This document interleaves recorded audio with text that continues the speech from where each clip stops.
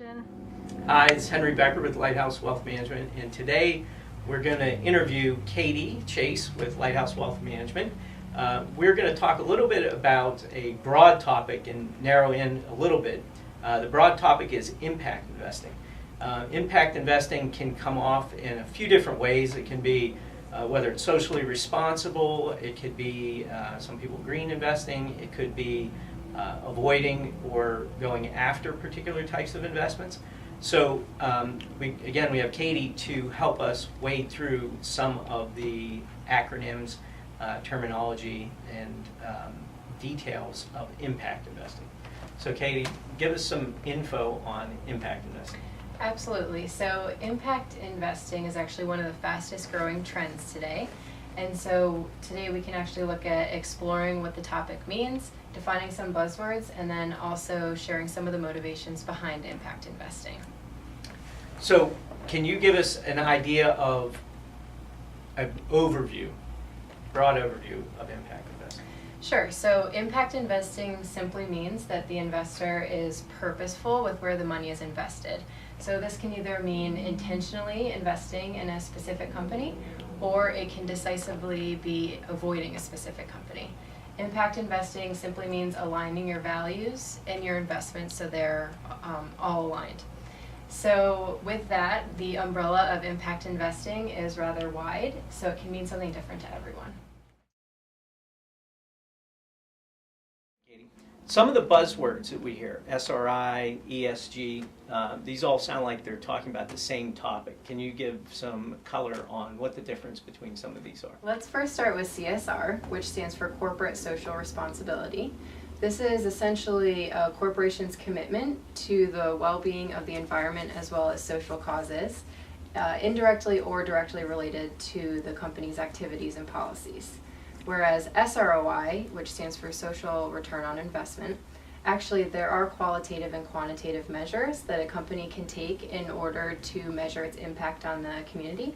So for instance, if a corporation has on its company premises a community garden for the community and the employees alike, you can measure the SROI on that activity.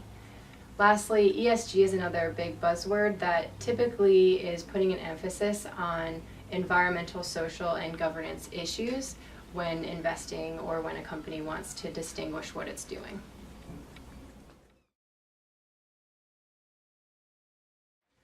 So other topics we hear, corporate citizenship, sustainability, again, it sounds like could mean a lot of different things. That's actually a great comment, Henry. Corporate citizenship can oftentimes get confused with CSR. Corporate citizenship really is when a company goes above and beyond its legal duty in terms of the ethical, the social, the environmental aspect of what the corporation is in control of. So for example, a popular nationwide furniture store that has the dedication to get a Green Guard certification to help strive for healthier indoor air quality. That would be an example of corporate citizenship. Sustainability, on the other hand, is the interconnectedness of the economy, the society really, and environmental impacts, and the ability to further the success of those through a more strategic use of natural resources. So it seems that depending on who you talk to, impact investing really comes down to personal preference of including or excluding either companies or certain industries. That's correct, Henry. Most impact investors have a desire to invest in companies that are mindful of environmental resources. So for example, these are companies that aren't dumping toxic waste into waterways, are engaged in social integrity issues. So for example, companies that are putting their employees first, have employee wellness and improvement opportunities, demonstrate diverse corporate boards. That would be an example of having good corporate leadership, and also avoid investing in stereotypically negative business practices. For some, this might include tobacco or gambling companies. So impact investing sounds like it gives voice to the investor. How does this differ from traditional investing? The main differentiator is really motivation. So while every investor has different motivations, I'm going to oversimplify to put investors in two buckets. One will be the traditional investor and one is the impact investor. The primary motivation for the traditional investor would be to grow or preserve assets for future income or inheritance for heirs. The primary motivation for an impact investor is to align the values and the investments together. So while the impact investor really does still want the growth and preservation, it takes a back seat to the alignment of values. So there's definitely a difference between traditional investing and impact investing. So I guess a further question would be, how do you go about measuring? It seems that you can't measure the impact of impact investing with the same measuring stick. Yes, and that is a very important takeaway actually. Different sets of expectations should be used for the different types of investing. It's also not a black and white issue. Just because someone is a traditional investor doesn't mean they can't be an impact investor or take a slice of their current allocation and allocate that for an impact investing. That actually could also help with their portfolio diversification strategy.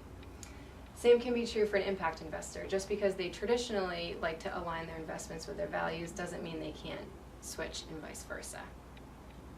It really depends on the final and the individual's motivations. So the most important takeaway for this discussion is that impact investing, as Katie said at the beginning of the video, is one of the fastest growing trends in investing right now. And the reason for that is it covers a broad topic. It allows people to either avoid or go after further investments that they want to make. So as always, if you have any questions, issues, concerns, please feel free to contact us, whether it's email, phone. We're always happy to field any questions that we can help you with.